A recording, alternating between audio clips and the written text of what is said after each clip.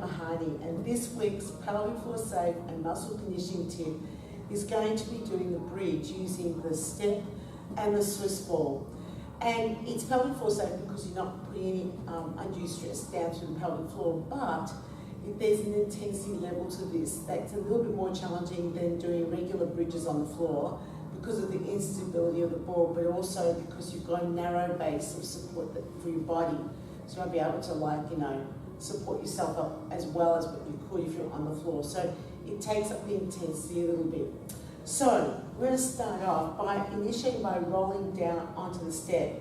Get as close to the edge of the step as possible with your bottom. So when you roll back, your head's on top of the step comfortably, but you can also reach down to hold the bottom of the step. So that if you need to, you can grip onto that.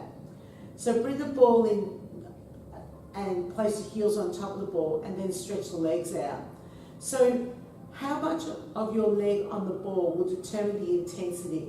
If you take the ball right out so it's just underneath the heels, it's much more intense. If you bring the ball right in so it's underneath your knees, it's a lot less intense. But I want you to think about this, especially if you're an instructor. If you've got clients with really long legs, they need to bring the ball in closer, otherwise they just feel this discomfort behind their knee during this exercise, which will stop them from doing it continuously. So think about bringing the ball a little bit closer and think about lever length. So I'm not very tall, so therefore I can have the ball a little bit further down and I don't get that discomfort behind my knee when I start lifting my hips up and down. So hands on the end of the step, using the step to help you. You're going to lift yourself up and bring yourself down. So lift the hips up, bring the hips down. Breathe out, breathe in. Now, one thing to check is the toes. So if you're doing this yourself or you're teaching clients, check that the toes don't turn out. Keep the toes turned up so you're looking directly up to the ceiling. And then you're going to get some work through the adductors or the inner thighs as well. So lifting up, lowering down.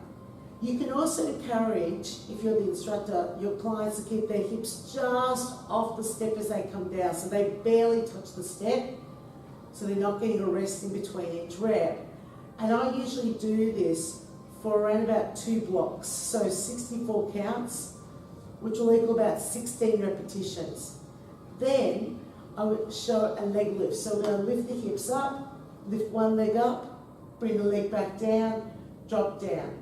Lift up, breathe out, bring the leg down and relax. Lift up, breathe out, bring the leg down, and relax. And this is quite intense, really intense for hamstrings, glutes, lower back.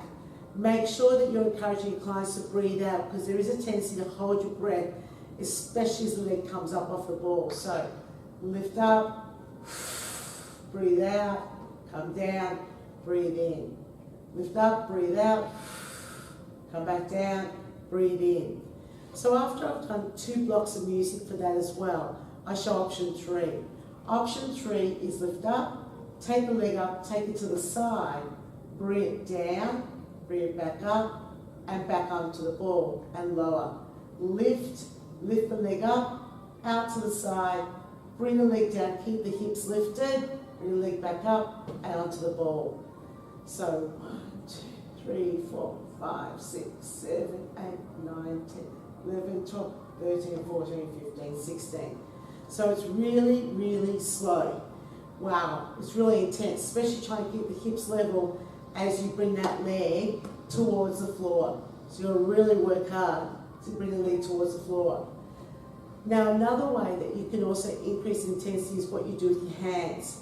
So if this was level 1, and you did, say, 16 repetitions of that, level 2 would then be take the hands off the step, so using a little bit of balance, okay? And then we can increase the intensity by lifting, take one leg up, bring the leg down, drop down, and that's much harder.